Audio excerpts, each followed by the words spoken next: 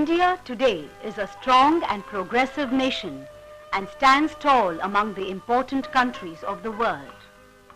Does the modern generation know how this has been achieved from a state of servility? The story of India's struggle from servitude to magnitude is replete with the sacrifices of our brave and patriotic leaders. The year 1857 is inscribed in golden letters on the pages of Indian history. The British misrule was evident everywhere with poverty, sickness and death. Their atrocities and injustice were on the increase, and when the people could bear it no more, a revolution was born.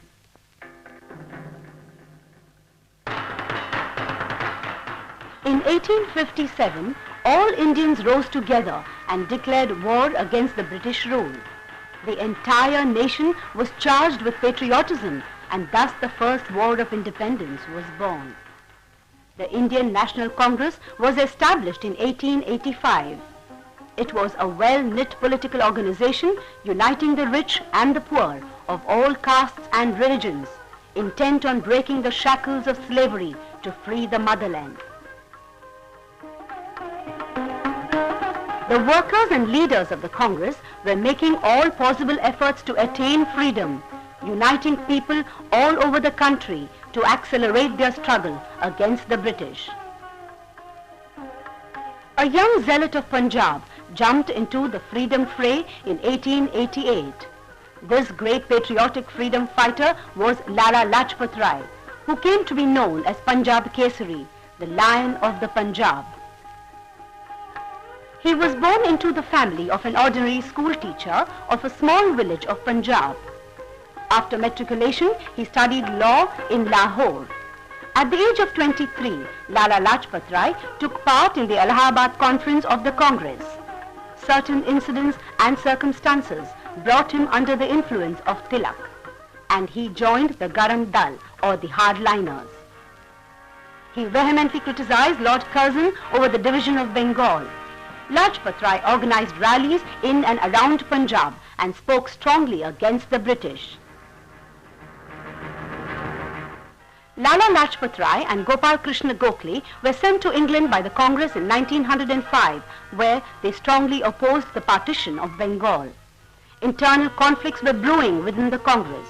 Finally, 1907 saw the final split because of the diversity of viewpoints. The British exploited this situation. For 10 to 12 years after 1908, Lala Lajpat Rai visited many countries and spoke to the people of those countries about the repression and flagrancy of the British. During this period, he wrote 2 books, namely Young India and The Story of My Deportation, along with many other revolutionary articles. In America, Lala Lajpat Rai established the concept of Home Rule. Revolt against the British was spreading all over India. People were demanding better political and economic rights. In Maharashtra, the rebellious articles of Bal Gangadhar Tilak in Kesari and Maratha and his inflammatory speeches against the foreign rule were awakening the ignorant masses. By now, Tilak had gained individual recognition throughout India. People trusted and respected him. They affectionately called him Lokmanya. During the plague epidemic in Maharashtra, he visited the people and challenged the policies of the British. He was jailed many times. Tilak knew it very well that the struggle for independence would be won only with the full cooperation and dedication of each and every Indian, because the British rulers had become very tough. "Freedom is my birthright and I will have it," declared Tilak.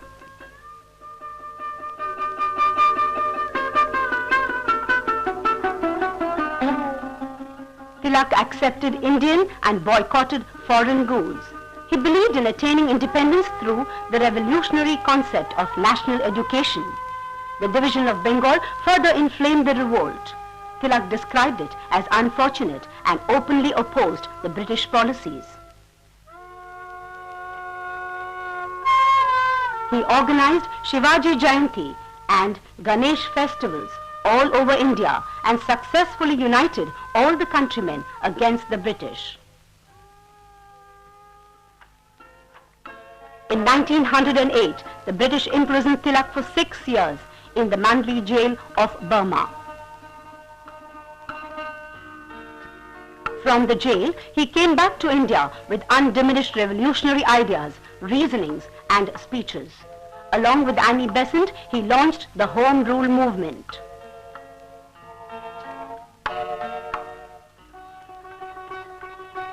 Revolt against the British rule was raging throughout the length and breadth of India. One particular young revolutionary of Bengal was being popularly talked about. His name was Bipin Chandra Pal.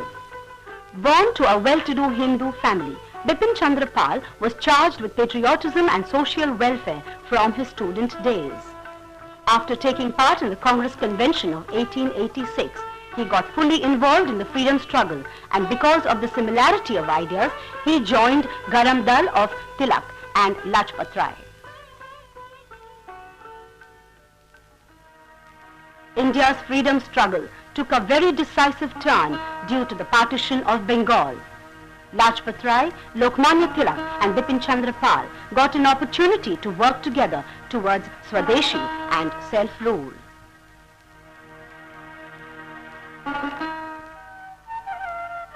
Bipin Chandra Pal always fought for the rights and better wages of the farmers and poor laborers. He was not only a freedom fighter but also a revolutionary writer, speaker and a dedicated social reformer. Through his weekly publication, New India, and the daily newspaper, Bande Mataram, he propagated nationalism and indigenous patronage, opposed the British, and explained to the people that we shall win freedom only through bravery, sacrifices, and self-help.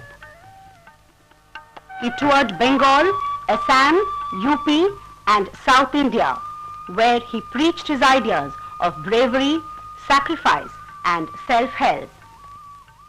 He rejoined the Congress in 1916 and busied himself with the Home Rule scheme of Tilak. The immortal sons of Mother India, Lal, Bal, and Pal, came from different states. Their mother tongues were different, but their aim was the same, namely Mother India's freedom, which became a reality. It is sad indeed that they did not live to see the fruit of their labor. Today, we are free and happy. For this freedom and happiness, we must live in perfect harmony, casting aside the dogmas of caste, religion, and language. This would be a fitting tribute to these dedicated freedom fighters.